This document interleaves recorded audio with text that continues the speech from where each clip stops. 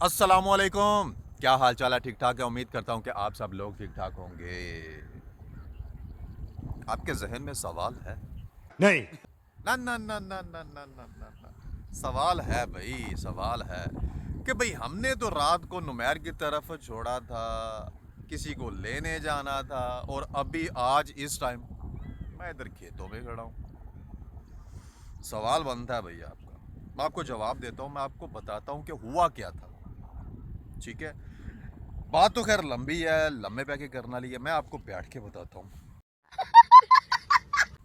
सारी बात बताता हूँ मैं। हाय, सारी बात समझाता हूँ कि असल में हुआ क्या था।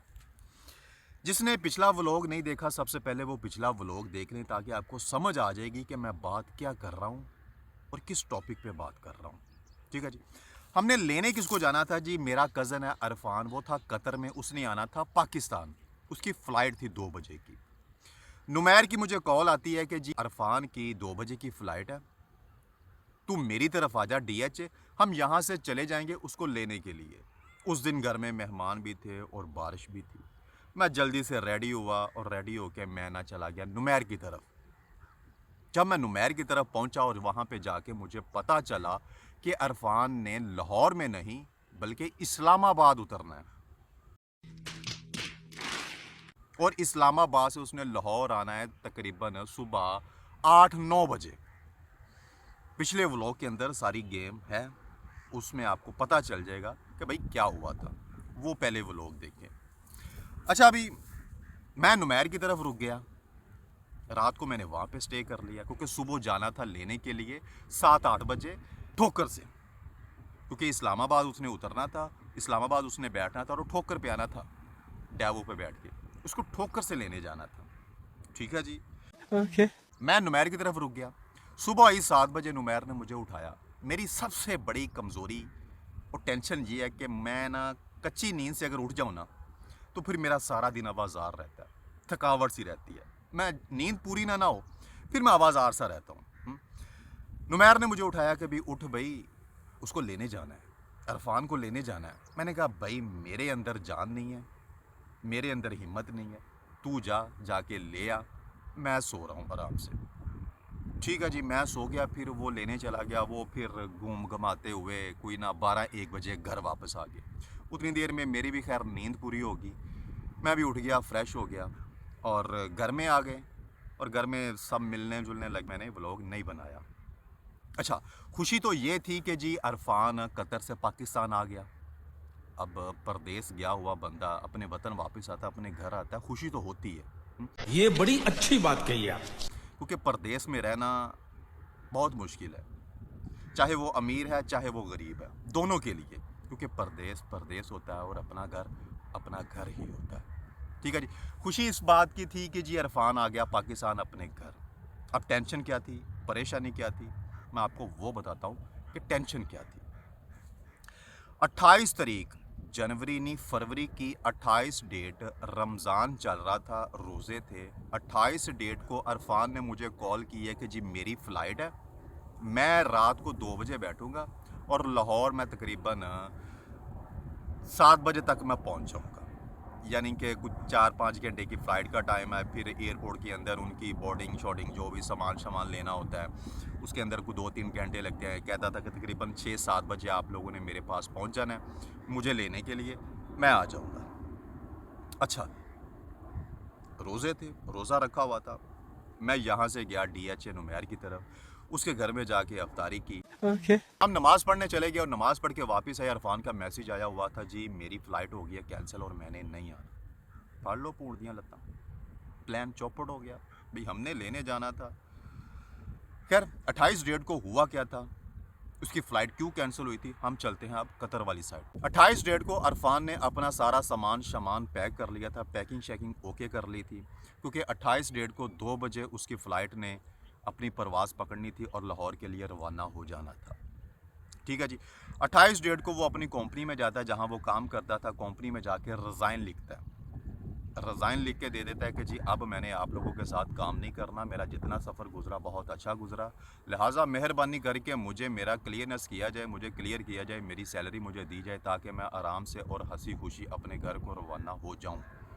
वो अपनी कंपनी को रिज़ाइन लिख के देता है और जैसे ही कंपनी से बाहर आता है, गेट से बाहर आता है, तो आसमान की तरफ देखता है, धुआं है।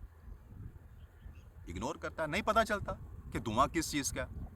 ठीक 3 से 4 मिनट के अंदर अंदर कि जी ईरान की जंग छिड़ गई है। टेंशन आ गई भी, अब जंग छिड़ गई है, जंग मज़ीद बढ़ेगी, कम होगी, कब होगा कब नहीं, टेंशन तो आती ना। परदेश में जब बंदा अकेला हो और कोई मुसीबत आ जाए, फिर तो उसको पता है ना कि उसका दिन कैसे गुजरते हैं। अब हमें भी टेंशन बढ़ गई भी कि अब क्या होगा। ठीक है जी, बैठे रहे, वेट करते रहे, पर इतना अच्छा हुआ कि कंपनी बहुत अच्छी थी। रिज़ाइन तो उसने लिख के दे दिया था, लेकिन कंपनी वालों ने उनको उनकी रहाइश से बाहर नहीं निकाला था, उनको रहाइश में रखा और उनको खाना भी देते रहे, ताकि जितनी देर ये मामला स्मूथ नहीं ना हो जाते, आप लोग यहाँ पे स्टे करें और रिलैक्स होके यहाँ पे रहें। ठीक है जी। अच्छा, जब रिज़ाइन लिखा था ना, तो कंपनी का ये असूल है कि अगर आपने अपनी मर्ज़ी से कंपनी को छोड़ना है तो आपने अपनी खुद की टिकट करवानी है, तो खुद टिकट लेके आनी है और खुद निकलना है। अगर कंपनी आपको छुट्टी देगी, फिर कंपनी आपको टिकट देगी। उसने अपने पल्ले से टिकट ली, अब फ़्लाइट कैंसिल होगी। अब उसने रिफ़ंड नहीं करवाया, उसके दिमाग ने काम किया, उसने रिफ़ंड नहीं करवाया, उसने डेट का इंतज़ार किया कि जब कोई अच्छी सी डेट होगी, जब मामला थोड़े से बेहतर हो जाएंगे, किसी अगली डेट में अपनी टिकट करवा लूँगा और वापस आ जाऊँगा। बैठे रहे जी, वेट करते रहे, दिन गुजरते गए, मामला बढ़ते गए, ख़राब होते गए, दिन पे दिन गुजरते गए। फिर जी 27 डेट को, अगले मंथ की 27 डेट को उसको एक फ़्लाइट मिली। अब उसने एक काम किया था कि रिफ़ंड नहीं करवाया था, डेट आगे करवा ली थी। अब उसने 27 डेट को एक टिकट ली और एक टिकट उसने और ले ली कतर से इस्लामाबाद की, वो भी उसने अपने पल्ले से ले ली। अब उसके जहन में ये था कि दोनों में से एक फ़्लाइट तो उड़ेगी, एक फ़्लाइट तो आएगी। अगर 27 वाली आएगी तो दूसरी अगर उड़ गई तो वो पैसे ख़त्म, अगर ना उड़ी तो वो रिफ़ंड हो जाएंगे, पैसे वापस आ जाएंगे। अगर 27 वाली ना उड़ी, 3 वाली उड़ जाएगी, चले 27 वाले जो पैसे होंगे रिफ़ंड हो जाएंगे, आ जाएंगे। ठीक है जी, 27 डेट आती है, हम लोग रेडी होते हैं जी, और 27 डेट को भी फ़्लाइट कैंसिल हो जाती है, क्योंकि कोई भी फ़्लाइट नहीं आती। सिर्फ वहाँ से एयरलाइन आ रही थी, कतर एयरलाइन, जो कतर से इस्लामाबाद आ रही थी। 3 डेट को उसने वो करवाई हुई थी। ठीक है जी। फिर 3 डेट का वेट हो गया, दिल डर गया। जैसे जैसे दिन करीब आते हैं ना, अगर कोई परदेसी अपने घर को वापस आना हो ना, तो जैसे जैसे दिन करीब आते हैं वो खुश होता है। और हम लोगों का हिसाब उलट था, जैसे जैसे दिन करीब आते थे ना, हम लोग परेशान होते थे कि कहीं ये भी फ़्लाइट ना कैंसिल हो जाए, मसला ना बन जाए। अल्लाह अल्लाह करके जी 3 डेट आई।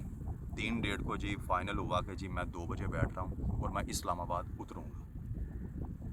ठीक है जी। Okay. 3 डेट को जी वो बैठ गया और वो इस्लामाबाद पहुँच गया। अल्लाह का लाख लाख शुक्र है, शुक्र अल्हम्दुलिल्लाह कि वो सही सलामत अपने घर में आ गया। जैसे हम लोग परेशान थे, वहाँ पे और भी बहुत सी फैमिली, बहुत से लोग थे जो परेशान, क्योंकि मामला जब ख़राब हो जाए ना, तो घर वालों की जान मुट्ठी में आ जाती है और बंदे की खुद की जान मुट्ठी में आ जाती है। ये बड़ी अच्छी बात कही आप। अब जो बंदा वहाँ पे था, अब उसको पता है कि उसके ऊपर कैसे बीत रही है, वो कैसे दिन गुजार रहा है। एक बात है कि यार, जो परदेस है ना, वो परदेस ही होता है दोनों लोगों के लिए, अमीर के लिए भी, गरीब के लिए भी।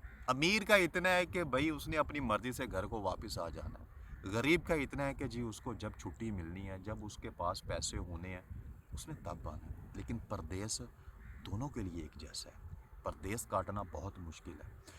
मैं सल्यूट पेश करता हूँ अपने परदेसी भाइयों को, बहुत बड़े जिगरे हैं यार इनके, बहुत बड़े जिगरे, और इनकी फैमिलियों को कि जो उनके बगैर रह रही है।